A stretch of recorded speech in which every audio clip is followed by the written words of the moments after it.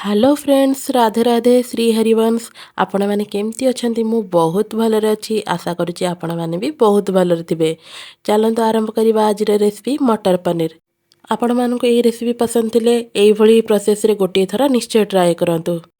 मटर पनीर पे मु मटर नहीं जाइए, पनीर नहीं जाइए, ता सहित नहीं जाइए दुईटा मीडियम साइज पियाज, रसुण, अदा, टमाटो आ दुईटा कंचा लंका मसला पाई।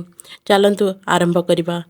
प्रथमे मु पनीर को छोट छोट पीस रे काटी नेली। देखंतु एई भलिया छोट छोट पीस रे काटी नेबे। तापरे गैस ऑन करबा आउ कढ़ई बसई नेबा। कढ़ई टिके ताती गला परे सेथिरे ऑयल पकेई देबा। ऑयल टिके ताती गला परे सेथिरे आमे काटी की रखिथिबा पनीर को गोटे गोटे की पकेई नेबा आउ ताको हल्का नाली कलर हैला जाई भाजी नेबा। देखंतु हमर पनीर हल्का नाली कलर हेई सारलानी। एबे आमे ताको काढी नेबा। गोटे बाउल रे मु उषुम पानी आउ टिके लुण पकई नहीं जाइए। से आमे पनीर गुड़ा को पकई नेबा जहाँ फल कि पनीर सॉफ्ट हो जिवो।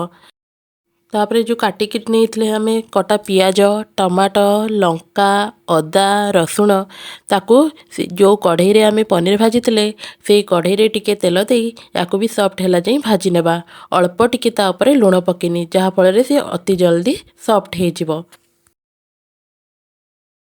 मसला को 5 मिनट पर ढाकुणी घोड़े भाजी नवा जहाँ फल से जल्दी सॉफ्ट हो जिवो। देखो सांग मैंने 5 मिनट हो जाइए। ढाकुणी काढ़ी सारा पर आमर मसला गुड़ा भी परफेक्ट नरम हो जाइए। एबे ताको आमे गोटे प्लेट को काढ़ी ठंडा करनेबा। मसला टिके ठंडा हैला परे ग्राइंडर जार रे देई ताको आमे फाइन पेस्ट करनेबा। एबे आमे कढ़ई बसई नेबा। सेथिरे ऑयल पकेई देबा। ऑयल टिके ताती गला परे सेथिरे गोटा मसला दे देबा।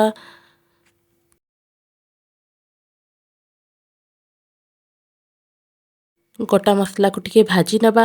आ सेथिरे आमे दे देबा धनिया गुंड, जीरा गुंड, काश्मीरी लाल मिर्च पाउडर पकई ताको अल्प गोटे सेकेंड पे भाजी नेबा। तापरे सेथिरे दे देबा बाटी रखिथिबा मसला आ ताकू आउ से जार रे अल्प टिके पानी दे पुणी भल कि मसला को कषि नेबा। देखो सांग माने आमर मसलार कलर बहुत भल आसीची।